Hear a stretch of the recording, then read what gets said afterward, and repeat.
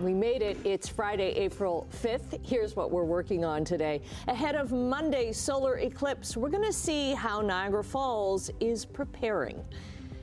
The city of Hamilton will resume collecting pre-authorized payment plans on property taxes. And another streaming service cracking down on password sharing.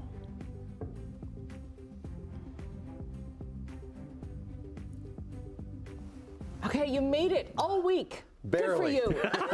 Good for you. Barely? Oh, no, It was a long no. haul. Yeah. Let's just say I'm happy Tim's coming back on Monday morning. Okay. All right. We were happy to have you all week. Nice It's to been have lots you. of Yeah, fun. it's been Yes. fun. Yeah. Good. Okay. Lots of fun on the roads this morning, Well, Brian. you know, I had to clear off snow and I know. ice What is that? from my It's like- windshield this morning.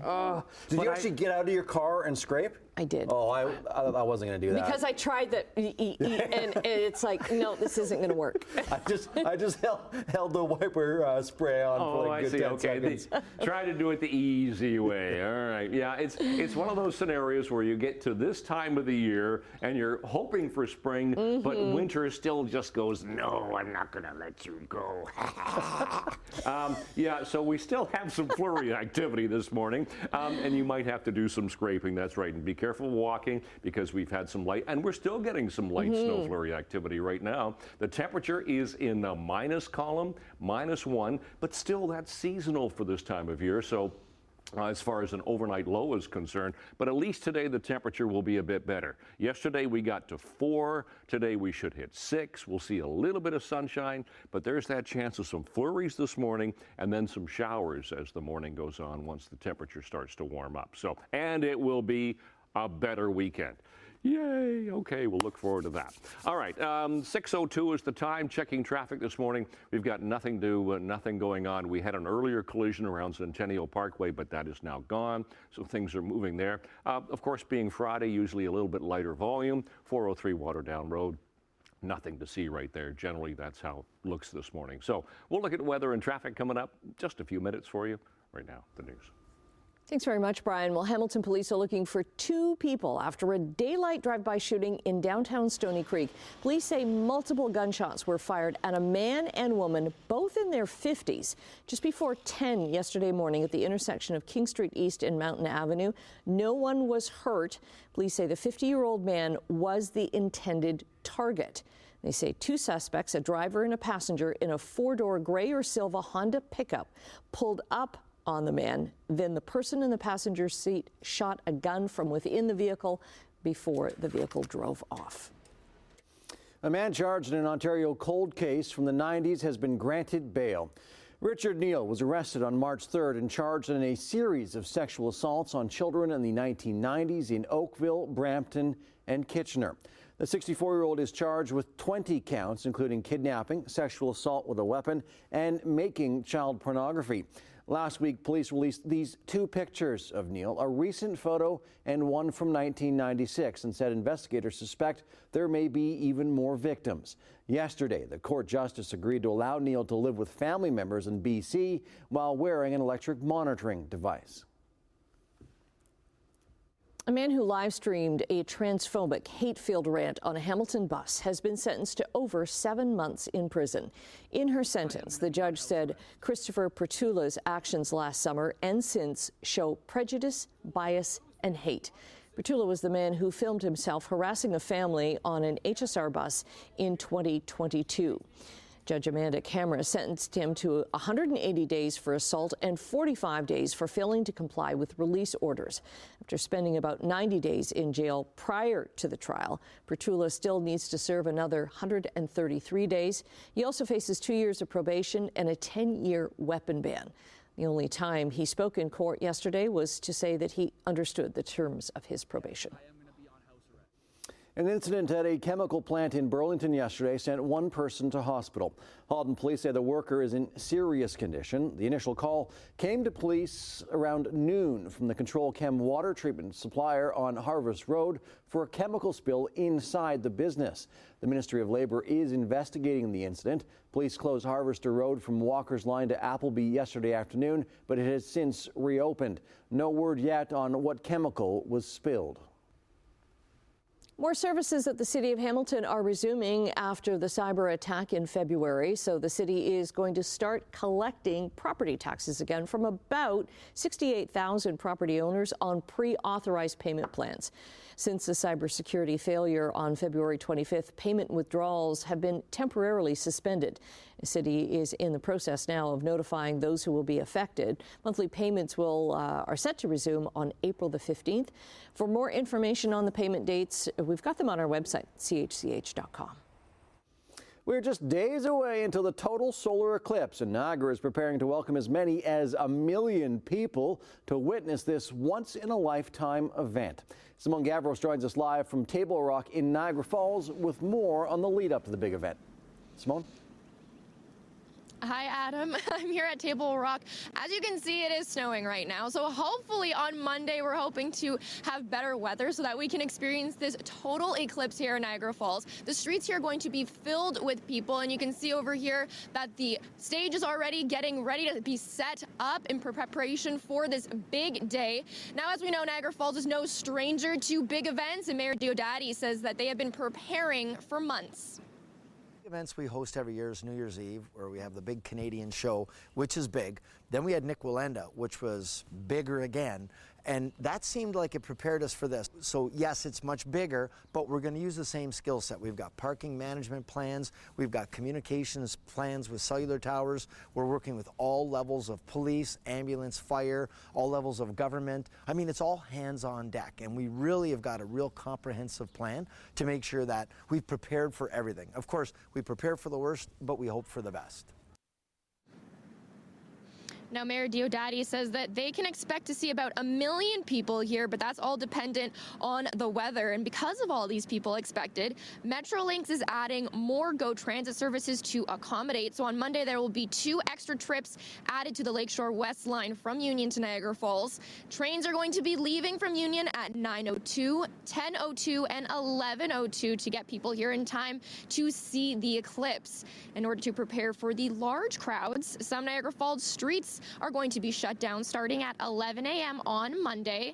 Now here's a look at that map. This is from both Niagara Regional Police and Niagara Parks Police.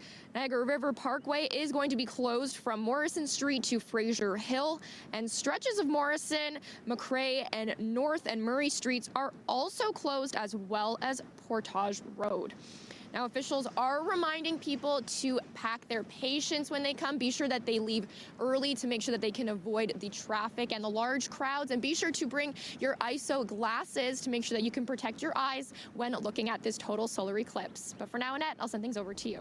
Okay, and Monday morning on Morning Live, we'll have a special show. We'll have the latest on traffic, crowds, and of course the forecast will keep you prepared with live updates. And then later on in the day, you can join CHCH for our total eclipse coverage. It's our live special at 3 on Monday afternoon. Something else is happening on Monday, and that's the Jays home opener. And they'll be playing in a newly renovated home. Fans seated in the lower bowl can expect more legroom and cup holders. We got a sneak peek yesterday. The latest renovation is part of the transition of Rogers Centre from a multi-purpose stadium to a ballpark first venue. The improvements to the 35-year-old stadium forced the Blue Jays to start this season with a 10-game road trip, so the finishing touches could be applied. Jays have their home opener Monday night against Seattle. And taking a look at sports, the Brantford Bulldogs are on the brink of elimination after a heartbreaking overtime loss to the Ottawa 67s last night. While it wasn't the outcome they wanted, the Dogs sure showed a lot of heart in this one. With Cole Brown, O'Brien, and Van Acker moving in, scores! And then he runs over Colin McKenzie. The Bulldogs got off to a good start in this one, though. Merrick Van Acker stealing the puck and breaking in alone, beating McKenzie and then bowling him over. Brantford up 1-0 after one. Jump to the second, and the Bulldogs add to their lead. On a goal the Ottawa tender definitely wants back. Adrian Rebello just floats it at the net, and Colin McKenzie catches it and then drops it in his own net. Whew. Brantford now up 2 as time winds down in the second, with the Dogs Up 3-1, they get sloppy in their own end, and Ottawa makes them pay. Samuel Maillet with a shot from the point, and it gets through Mateo Drobak. That's Maillet's second of the game, and gets Ottawa within one and gives them some momentum going into the break. Ottawa would score 3 unanswered goals in the third to take a 5-3 lead and totally flip the script on Brantford. But these dogs, they have some bite after Zachary Lavoie gets them within one. Less than a minute to play and their net empty. Nick Lardis gives them some life, tying this one up with a wrister from the right circle. This was a game. But midway through the first overtime, Ottawa defenseman Samuel Maillet completes the hat trick and sends the Bulldogs back to Brantford with their tails between their legs. The Dogs are now down 3-1 in the series. Game 5 back at the Civic Center. Puck drop for that one is at 4 p.m. on Saturday. Tampa Bay Lightning scored a touchdown against the Montreal Canadiens, winning 7-4, officially knocking the Habs out of the playoff contention, and more importantly, sneaking to only 2 points behind the Leafs in the East. Florida Panthers embarrassed the Ottawa Senators 6-0 last night, while also moving 6 points up on the Leafs for the second spot in the Atlantic Division. And former Leaf Michael Bunting scored his 17th of the season as the Penguins continue to march toward a playoff spot with a 4-1 win over the Caps. The Penguins now sit 2 points back of the final wild card spot. Let's check out a little Women's World Cup of Hockey action. Canada versus Finland, already up 1-0 in the second when Burlington's Emma Maltais scores to give the Canadians a 2-0 lead. Canada would add 2 more to take this one 4-1. Ella Shelton finished the game with a goal and 2 helpers. Next up are the Swiss this afternoon. Puck drop for that one at 3. We've been talking about Caitlin Clark all week because, 1, she's amazing, and 2, she deserves it. And she's back in action today, vying for a spot in the national championship game. But this next video isn't about basketball. It's about art. One dental student is showing his support in a different way. Brian Deng created a mosaic of the superstar out of Rubik's Cubes. He planned out a pixelated image, and then 720 Rubik's Cubes later, his masterpiece was complete. Today, Iowa plays UConn, and NC State plays South Carolina. The winners of those games will compete for the national championship on Sunday. That's pretty cool. Still with basketball, the Raptors had a much-needed night off after dropping 15 straight games. So we'll check out Steph Curry and the Golden State Warriors, who went off last night against Fred VanVleet and the Houston Rockets. Curry and Klay Thompson both drained 29 points, combined for 9 triples as Golden State hammered the Rockets 133-110. And it was a back-and-forth game in Miami as the Heat hosted Kyle Lowry and the 76ers. Philly blew 2 big leads in this one, but still managed to get it together enough to pull off a 109-105 win. A little trivia for you. The 76ers, that name comes from the year 1776, the year the U.S. Declaration of Independence was signed in Philadelphia. You're welcome for that little tidbit. In La La Land, it came down to the buzzer as big man Nikola Jokic and the Nuggets, who were fighting for the first place in the West, just missed a chance to win the game against the Clippers. As time expired, they lose 102-100 and sit a game and a half or a half game back of the Timberwolves for first in the West. Okay, 6:13 already, but it is Friday and we can handle that. What we don't really want to handle is the snow flurry activity we're getting right now. Yeah, but we are, so be careful on the roads. You might have to do some scraping if your car's been outside. Looking at the 403 and Waterdown Road, once again, that is our exclusive camera. We're doing fine there, so not a lot to see, and there's no shake on the camera, so there's nothing going on as far as wind is concerned, which is good news this morning. All right, let's go to some the temperature that we have at the moment. We're having problems with MTO traffic cameras, so let's go to our temperature. Temperature right now, -1. We're in the minus column, but that is a seasonal overnight low now for this time of year, -1 to 0, depending on where you are in the horseshoe. We have a light northwesterly breeze, but we do have that flurry activity. The wind chill this morning is -4, so it's a chilly start.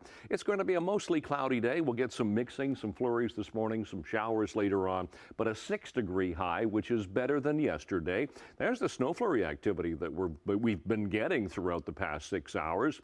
The reason for all of that, we still have that low pressure system way off towards the the east, and it's giving us that northerly flow, so pulling in some snow flurry activity and some chillier temperatures.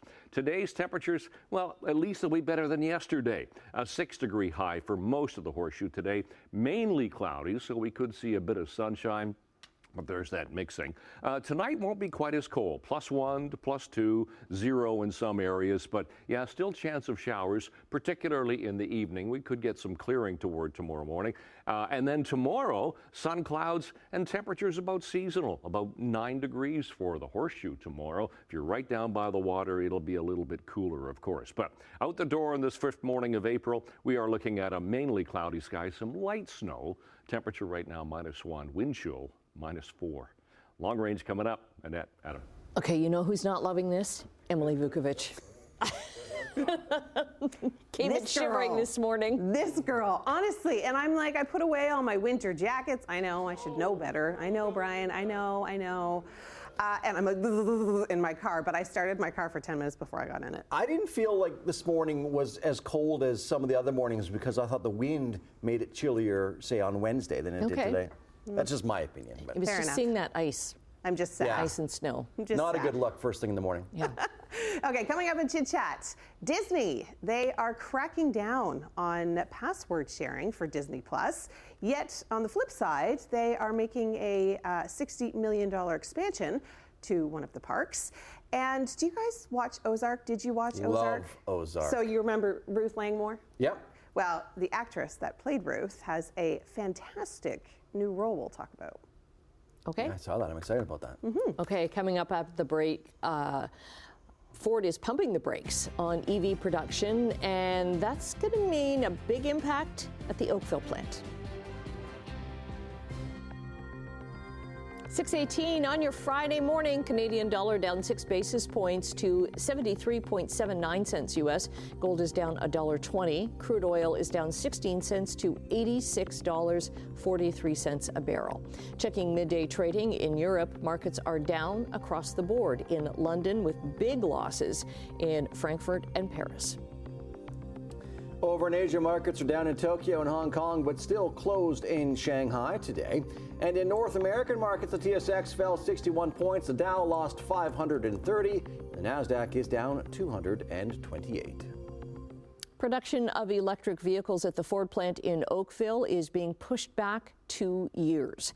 Work to switch the plant over to full EV production was supposed to be finished next year, but now the U.S. parent company is extending that transition to 2027. Ford's president in Michigan says the extra time is going to allow the consumer market to further develop. The head of Unifor, which represents Ford Canada workers, says they worked out an agreement to support workers during a transition of less than a year. Now they want that extended for the whole shutdown.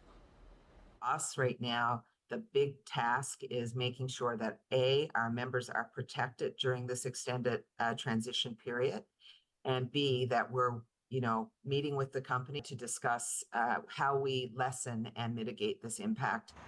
And the union local says Ford workers need changes in employment insurance to support them during the shutdown.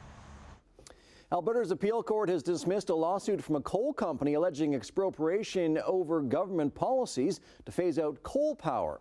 Altius Royalty was asking for $190 million in compensation, arguing that the regulations and agreements that end coal-fired power gave governments the benefit of lower health care and environmental costs. And since those benefits can be assigned a dollar figure, the company said they should be paid. But the judges ruled those benefits are owed to the public, not the state.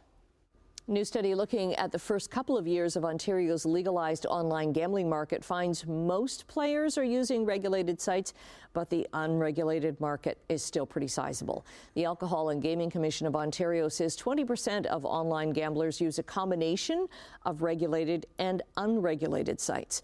The province set up iGaming Ontario in April of 2022. Ontario's most recent budget projects that the province is going to see revenues of $174 million from this by the end of the year. Casino games like slots and bingo are the largest segment by far, with about 82% of the wagers. And taking a break right now, Brian will be back with traffic and your 7-day forecast, including what Monday will look like. A lot of eyes on Monday. Stay tuned. 6:24 is the time, and it's the 5th morning of April, but more importantly, it's Friday, and we've got a pretty nice weekend coming up. Let's talk about, first of all, what we have at the moment. -1 in Hamilton, wind chill of -4, and yes, we do have some light snow, so winter is still hanging on here this morning. 0 Grimsby and Mississauga, +1 for Toronto. If we talk seasonals now, 9 for a seasonal daytime high, so be shy of that for the day today, and 0 for Hamilton for the overnight low. Those are our sun times records for today, and yeah, there's a chance of some flurries this morning. If you're heading into school today, there's that chance of flurry activity this morning, and a +1 temperature, and then coming home later, 6 is the forecast high, and there's still a chance of a shower. Now, we could see a little bit of sun for the day today, but there's that 6-degree high. 2 for tonight. Tomorrow, 9, better day, sun clouds, 10 on Sunday. Look at the eclipse on Monday. Sunny and 13, so a little bit of cloud cover, but still some sunshine. Mild for Tuesday, then temperatures come down a little bit, but still stay above seasonal. That's your forecast. And then, Adam. Thank you very much, Brian. A mascot from the Maritimes is making a move to Fort Erie for his mental health. We love him and he's been getting lots of attention, but we have begun to see changes in behavior. And I think maybe he's maturing and he's longing for something that we can't quite provide. She's talking about Merlin the macaw. He's 22. He's been the mascot of the Maritime Museum in Halifax since 2006. But his handler, who we just heard from there, says he started to get stressed out in 2020 when people stopped visiting because of the pandemic shutdowns. That stress apparently hasn't let up, and Merlin started to break off feathers and show other destructive behavior. After consulting with a vet, it was decided that Merlin is going to fly the coop in Halifax on April 15th, and he's going to join a flock of macaws at Safari Niagara in Fort Erie. His handler says that there is an unmated parrot there she'd like him to meet. She hopes they form a special bond. Macaws can live up to 60, and they are a monogamous species. Little love, a little macaw love. We're going to have to be there in Fort Erie on the 15th. Is that like eHarmony for macaws? I don't know. Little Tinder? Yeah. All right, that's enough of that. Stay with us, more to come after the break.